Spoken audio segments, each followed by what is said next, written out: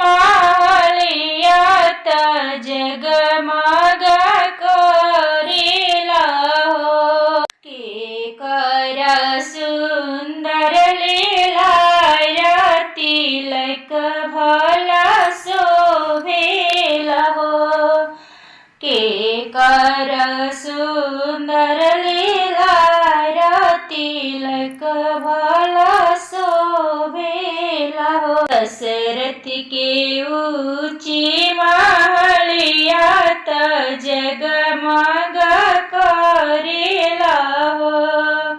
राम जी के ऊंची लीला तिलक भला शोभेला हो। राम जी के ऊंची लीला तिलक भला शोभेला हो।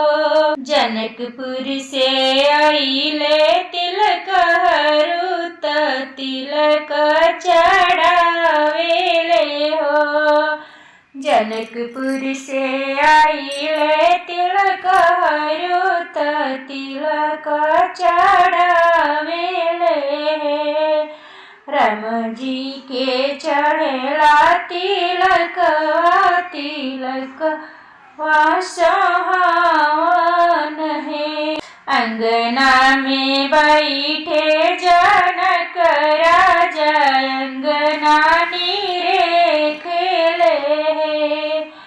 अंगना में बैठे जनक राजा अंगना नीरे खेले।